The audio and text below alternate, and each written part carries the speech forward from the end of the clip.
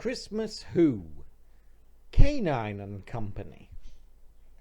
Canine and Company was the name of a one-off Doctor Who spin-off that aired as a sort of Christmas special on the 28th of December 1981. It starred Elizabeth Sladen as Sarah Jane Smith, returning to the role for the first time in 5 years, as well as, of course, Canine, a robot dog from Doctor Who, voiced by John Leeson. The characters were both companions of the Tom Baker Doctor, but had not actually appeared together on screen. The idea for the series basically came from a couple of different things. One was the decision of new producer John Nathan Turner to remove Canine from Doctor Who, a decision that caused a lot of controversy and an outcry in the press. His other desire was to bring back Sarah Jane Smith, though Elizabeth Sladen turned down an offer to come back to the series as a companion to bridge the gap between Tom Baker and Peter Davison.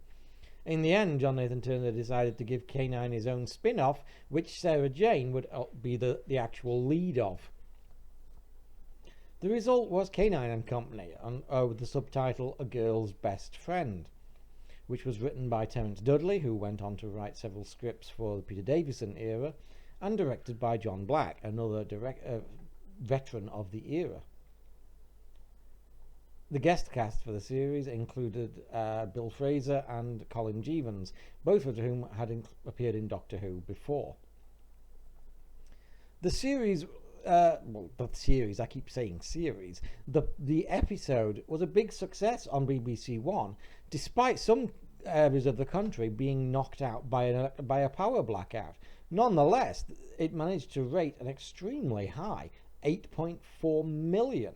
Despite this huge success, it became the victim of a changeover in channel controllers at BBC One, with the newcomer basically cancelling a bunch of the pilots and new series that his predecessor had commissioned. Canine and Company, despite its huge success in the ratings, one of the highest ratings garnered by the entire John Nathan Turner era, basically just got canned. It was repeated again during Christmas in 1982, but unfortunately did not lead to a series.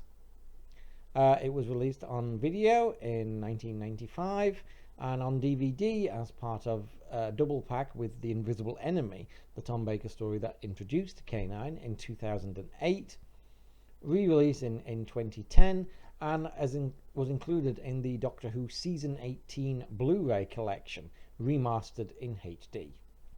It was also novelised by original author Terence Dudley in 1987. Critics-wise, it's a bit more of a mixed bag. Some fans love Canine, some fans don't like it at all. It did, of course, ultimately lead to a kind of a different spin-off in the Sarah Jane adventures in the late 2000s and early 2010s, though that was more based on Sarah Jane, and Canine only appeared a couple of times, partly due to rights issues with Canine creators Bob Baker and Dave Martin, who were trying to do their own thing. Now, what do I think of Canine and Company? Well, to be brutally honest, I love Canine and Company. I know it's an unpopular opinion in some quarters, and I know it will be controversial since I can't say I was a fan of the Sarah Jane adventures particularly. I saw the first couple of seasons. I drifted off after that. It was a bit too kiddie for me. I mean, I wasn't a big fan of the overall Russell T Davies style of Doctor Who at that time, so it's probably not too much of a surprise that I wasn't a big fan of the even more juvenile kiddie spin-off.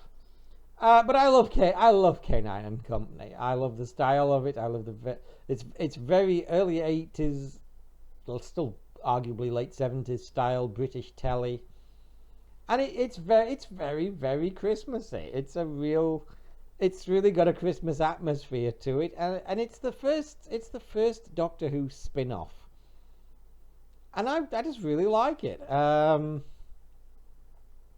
I think it's a huge shame that it didn't get a series. Honestly, I do think that a Canine and Company series made in the early mid-80s would be much more appealing to me than the spin-offs we got from New Who. I'm sorry, but I really do think so, and I think it's a great shame that we didn't get it. It's a particular shame that we didn't get it, basically just because of internal politics. Because, like I said, it was a big success, really high rated, but no, we can't have nice things. It's a shame, I think. I mean, in general, I think I would be much more interested in a spin-off that was done during the 60s, 70s, and 80s than I am likely to be of modern stuff. Because, again, I'm just not as much of a fan of New Who as I am of the original show. And a spin-off from the original show, be it K9 and Company or a unit spin-off as was once proposed, or a Jago and Lightfoot spin-off as was once proposed, I think they would all have been great fun, and all have probably been much more appealing to me than the spin-offs we've had from New Who. Oh well.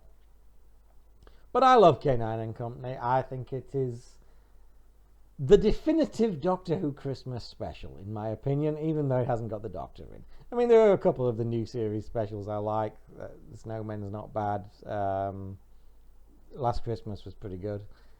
But I just don't think you can beat the charm and the warmth of K9 and Company. It's part of a golden age of British TV that we'll probably never ever see again. And it's wonderful, fun, silly, just charming entertainment. I love K9 and Company. I'm giving it a straight A. Merry Christmas.